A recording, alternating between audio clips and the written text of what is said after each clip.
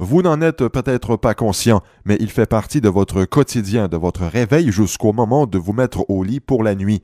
Il est connu sous le nom de plastique polyéthylène terephthalate ou PET, un type de polymère transparent très dur qui résiste au bris mais qui est extrêmement léger et qui est à 100% recyclable.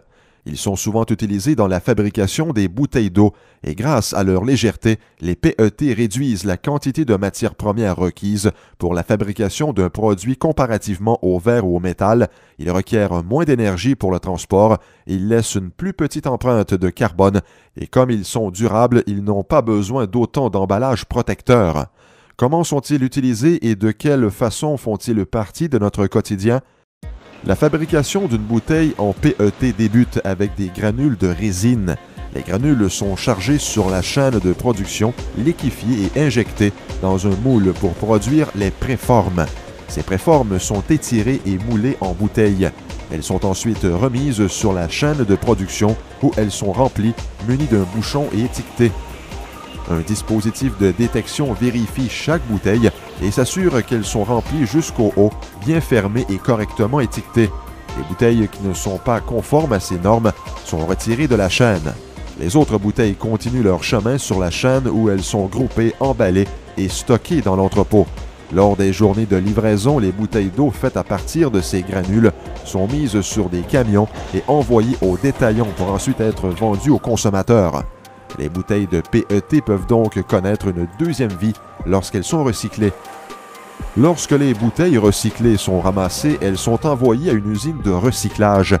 Les camions entrent dans l'usine et y déposent les matières qui seront traitées. Un conducteur de chargeuse frontale pousse les matières recyclées sur un convoyeur qui les emporte vers des chaînes de pré-triage.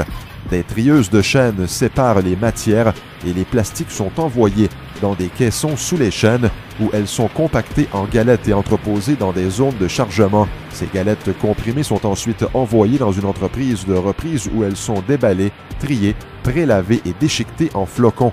Après avoir été lavés et séchés, les flocons sont vendus à différents marchés pour être utilisés dans la fabrication de nouveaux produits, ce qui économise de 50 à 60% de l'énergie requise pour fabriquer le même produit à partir de matières premières. Le PET est une des matières recyclables les plus prisées et il est utilisé dans la fabrication d'une grande gamme de produits. Il peut être utilisé pour fabriquer des équipements de terrain de jeu, des pièces de véhicules automobiles, des tapis, des chaussures, d'autres types de contenants de plastique et même des meubles. Du bois de polymère a été utilisé pour fabriquer ces meubles extérieurs.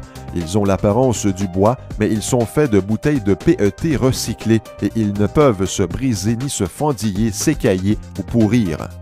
Le PET est l'une des matières les plus fréquemment recyclées sur le marché. 19 bouteilles sont nécessaires pour créer les fibres d'un T-shirt extra large ou d'un pied carré de tapis. Il suffit de 63 bouteilles pour faire un chandail et 114 bouteilles pour faire ce sac de couchage rempli de fibres de rembourrage. La prochaine fois que vous recyclez vos bouteilles PET, sachez que vous faites un choix intelligent pour l'environnement.